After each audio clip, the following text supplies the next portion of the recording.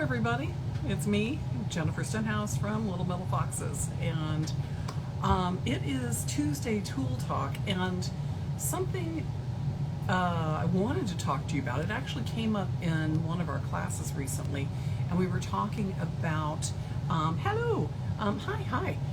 We were talking about metals guilds and jewelry guilds that are in different areas, and I wanted to talk a little bit about that because I know some people don't feel like they've got support or education, things like that around them, and you can find that in different ways.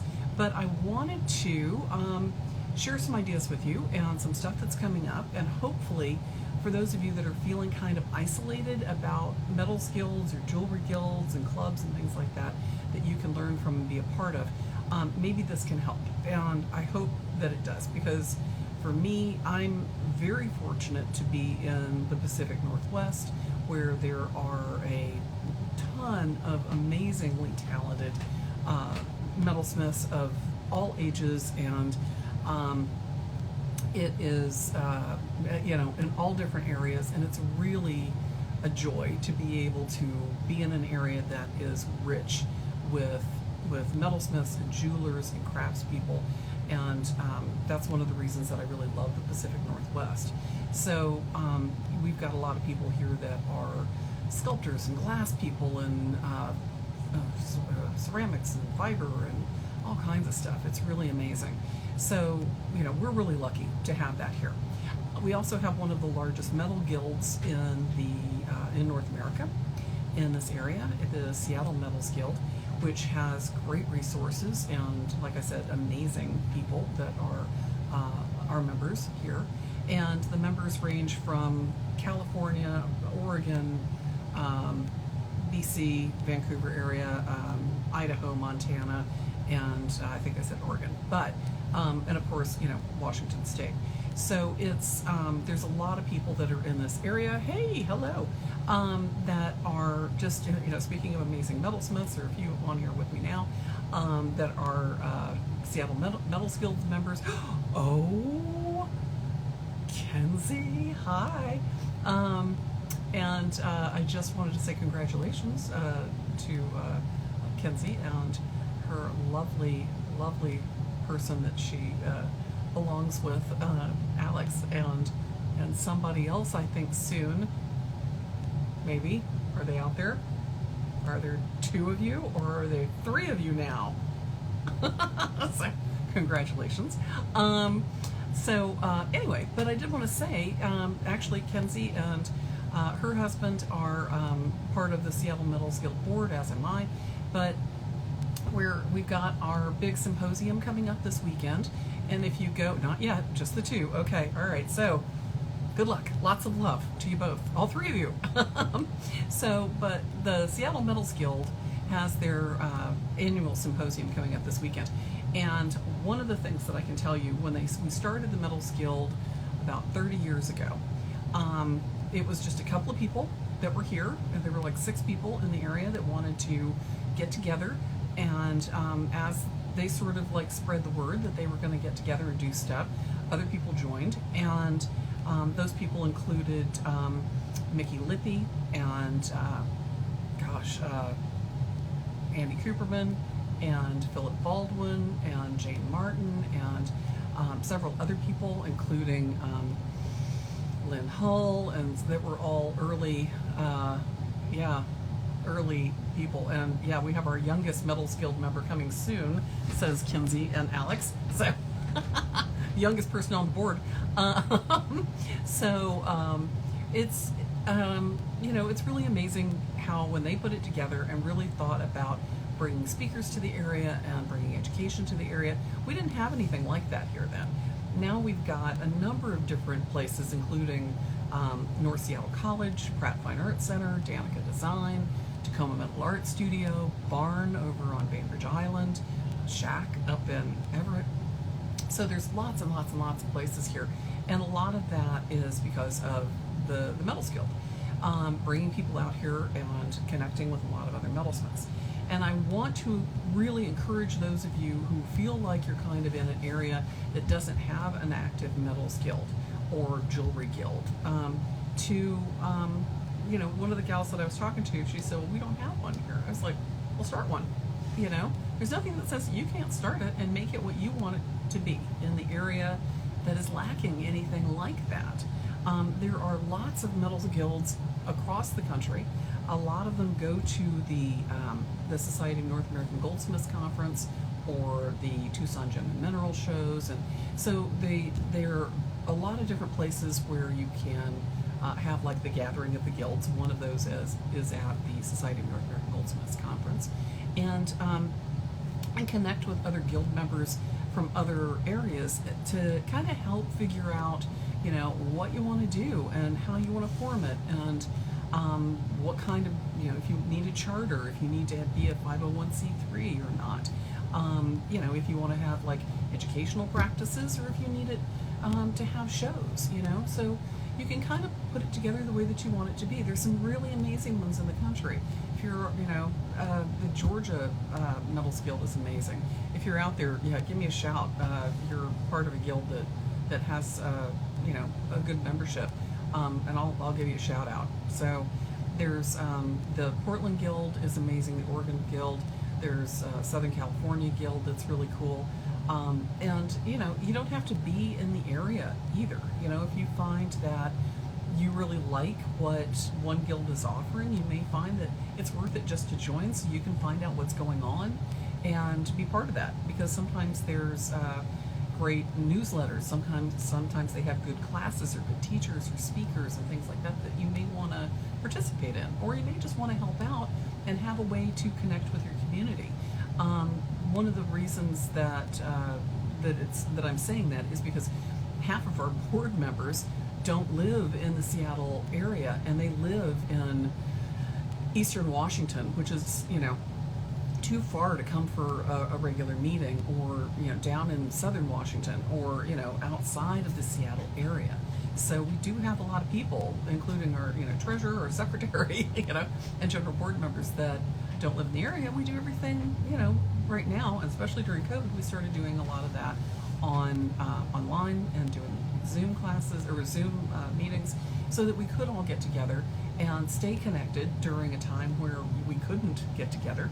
But it made it easier for those people that lived outside of Seattle area to be part of the board. So, if you're feeling like you're kind of, living in a creative desert, reach out to people that live, someplace else in an area that you're interested in.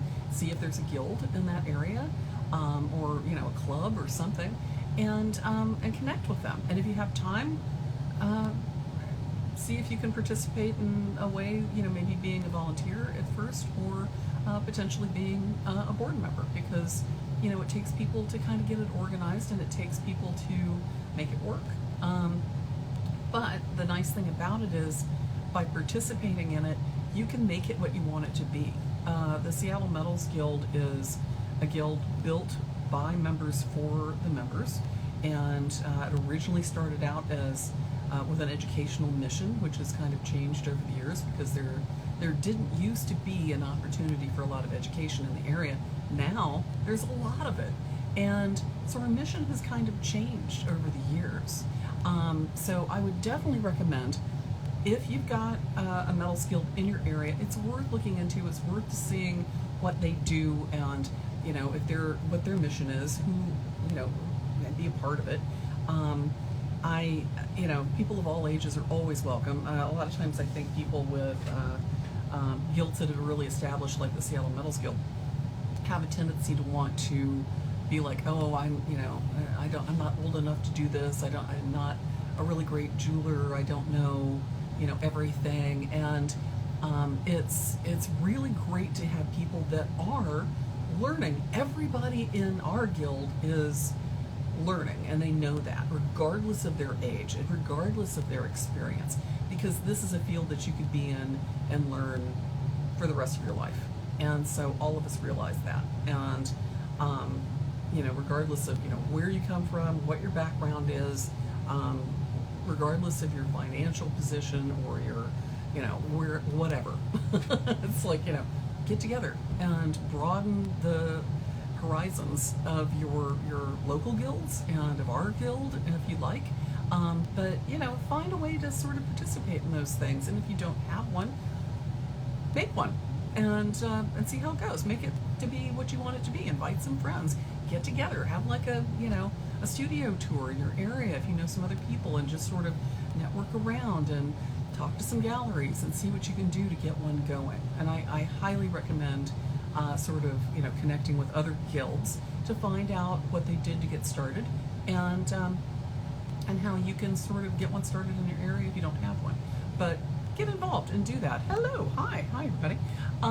So the Metals Guild, as I said a moment ago, is having their symposium coming up, and I posted a link to the Seattle Metals Guild symposium stuff that was in our stories earlier.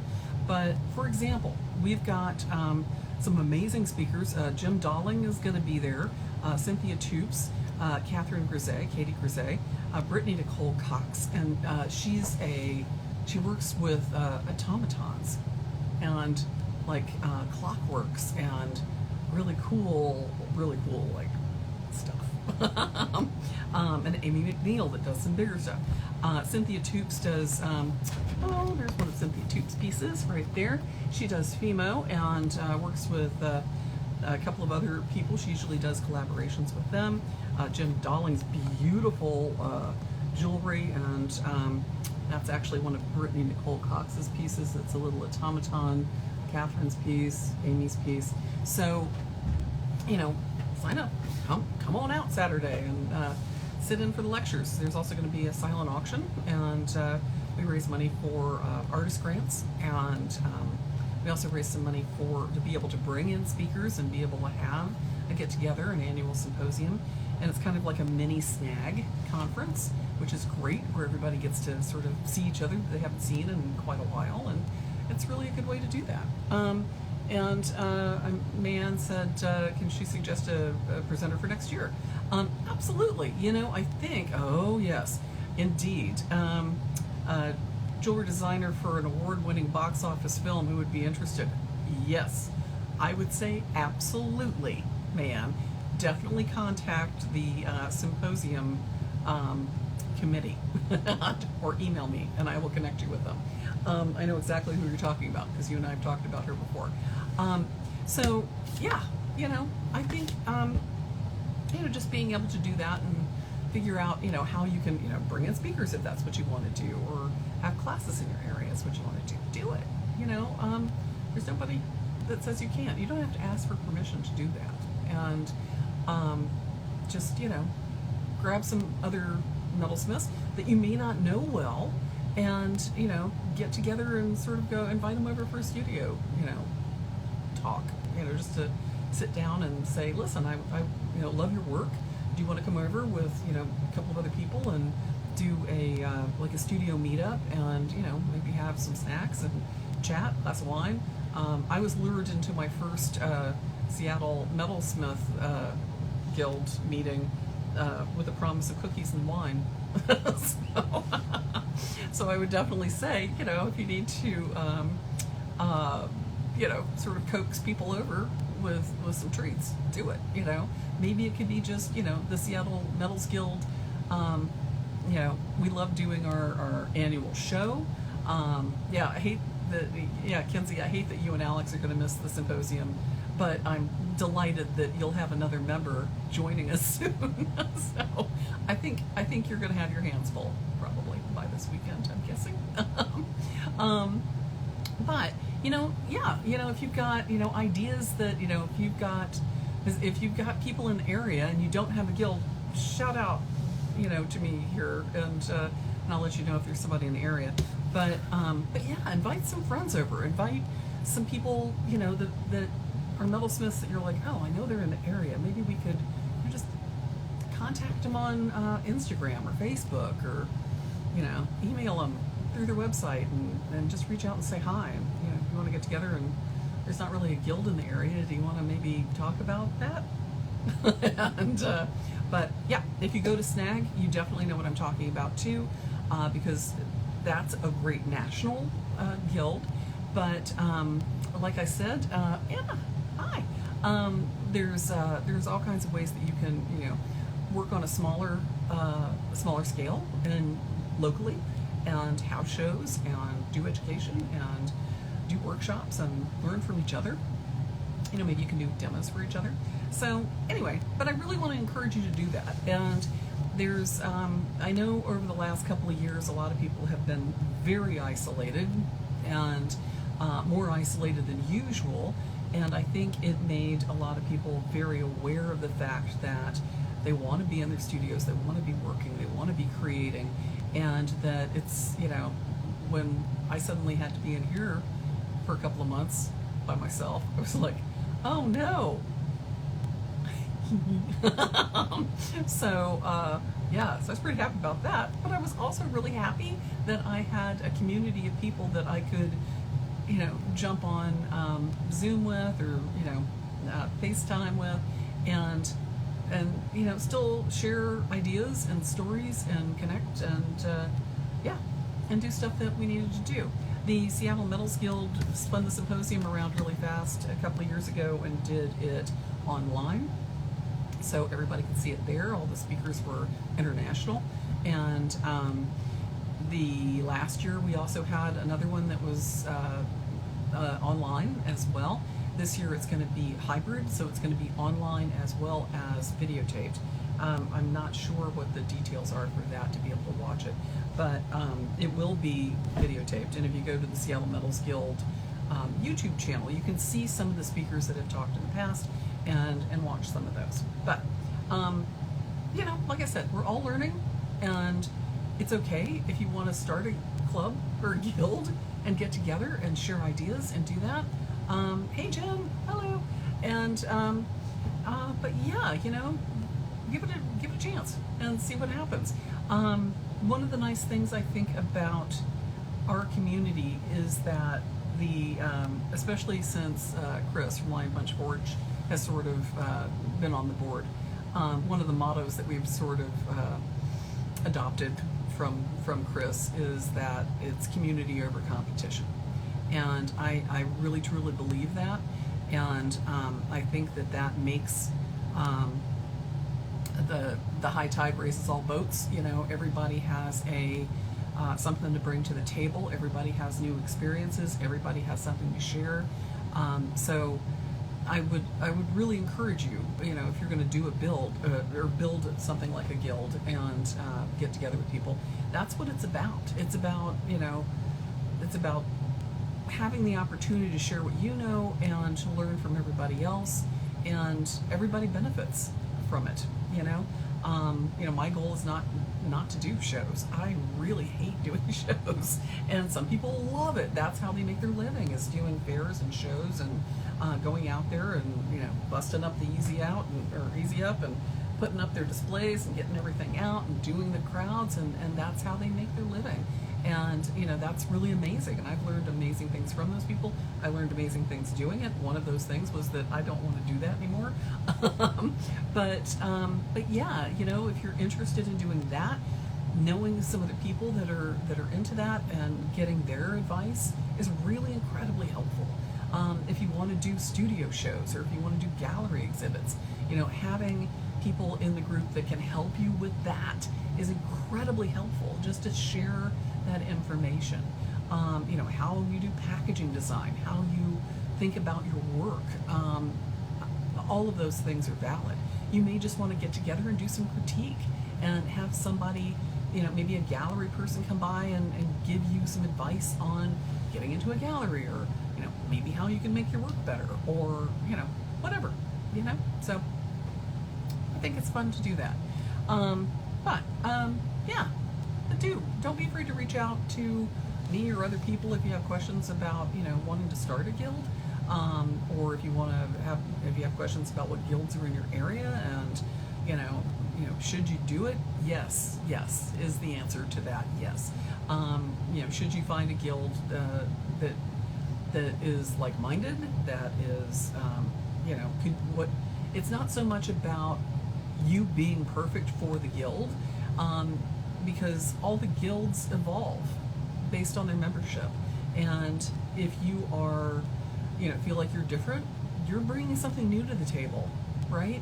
I don't know any of the metals guilds that are that would shun away anybody, because they are so hungry for new people, and are excited by all the variety that you can bring. And I hope that if you're in a situation where you've been worried about being part of a guild or feeling like you won't fit in, give it a chance. I think you'll find that they're incredibly welcoming, and even if you're younger and they're older, you definitely have an opportunity to learn from a lot of those people. And trust me, they have a lot to learn from you, because a lot of times if they're in a place in a guild where, if it's an older guild, they may need somebody new to come in and help, and just somebody that can, help them with stuff like newsletters, or just telling them about new stuff that's out there that they may not know about, because they've been sitting in their studio working on a thing for so long. They may not realize there's an easier way to do it, or a tool that can help them. So I know it seems ridiculous, and if you're young and you're like, oh, I don't know, I'm a little scared to reach out, because they're older and really experienced, trust me, they want you. They want you to ask them questions. They want to share the knowledge that they have. This community is really good about that. And one of the things I will say about the jewelry community as a whole is that historically, all the knowledge, there's lots of books and videotapes and YouTube, things and instructions and all that, but this is a very oral tradition of passing down the knowledge that we have to other people, and whether it's through apprenticeships, or whether it's through symposiums or workshops or whatever it is, we are so good at being able to share that and pass it down. And I really hope that if you're a younger metalsmith, that you will be brave and go out there and find a mentor, or be a mentor to somebody who is new, and is a little afraid of what's going on. Anyway, if it's crystals or rocks or jewelry, or metalsmithing, large scale, small scale, open up your studio, open up your world, and see what you can find. So anyway, that's my tool tip for tonight. Find somebody who can either introduce you to a guild, start a guild with you, have an accountability buddy, do it together. That always makes it easier, so you can go to the guild things together, and then maybe go out for dinner afterwards. Those are always great ways to sort of, like I said, the first guild meeting here that I was lured to with the promise of wine and cookies, I was like, sure, okay. And there's some really amazing people. I have been so glad that I have been I've served on the board twice here in Seattle, once about 15 years ago, and this last term that I've served on the board, I've been on the board for probably, I'm just stepping down into the past president position,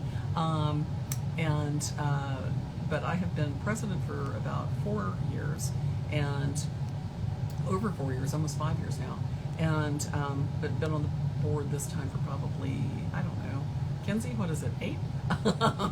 So anyway, 6 years. So anyway, but yeah, get out there, meet some new people, and anyway, I hope you all have a great week.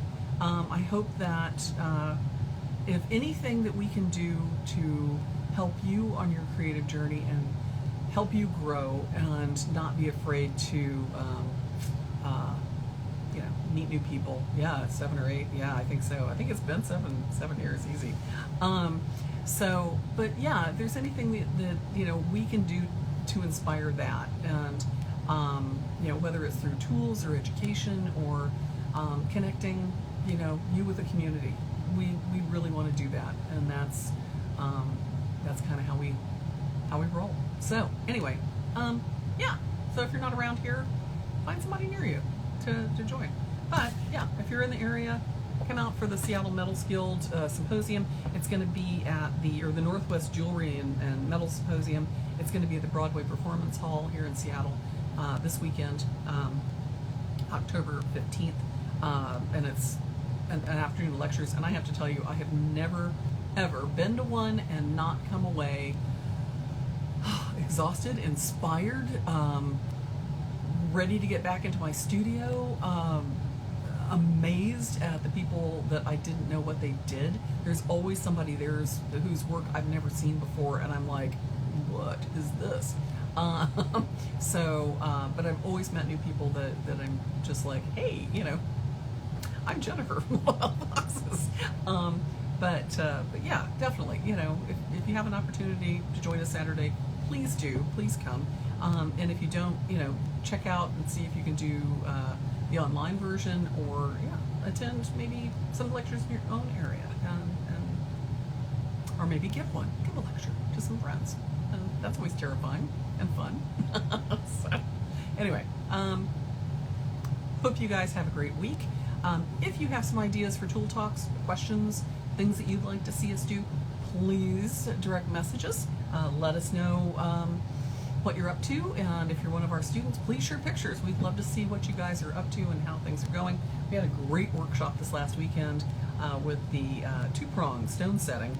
That was a ton of fun, and we've got the flared tubing coming up this week, and gravity cast stone settings coming up, which is a really good basic in the studio casting process you can do with scrap metal and simple torches and simple tools, and be able to cast your own stuff in a small studio space. So that's kind of where we're going to go with that. We've got a whole bunch of new classes we just added to the schedule. If you have our newsletter, there's a 10% off coupon for classes coming up, so we'd love to see you in the classes. And we've got some new stone setting classes inspired by Lion Punch Forge's new basket templates that we're going to be working with, and there's some fancier ones, so there's going to be 2 sections of that, doing some basket set stones, and yeah, like that. Rolling mill class, setting up your home studio, got pushed out a little bit. Know your torch. Julia's going to be doing chime ball, the mysterious chime ball, and make sure you read that description because it's hilarious. And anyway, yeah. So thanks everybody. Kinsey, Alex, lots of love. Good luck with the next few days. I know we're going to be like, crazy, and but good luck bringing another wonderful human being into the world. So for the rest of you, send lots of love to them, and shout out, and yeah, hopefully we'll see you at the symposium this weekend. And if I haven't met you, come on by and say hi, and I'll be mostly standing there at the silent auction at the haggle table. So anyway, that should be a lot of fun. So anyway, I hope to see you there. All right, y'all have a good night. Bye.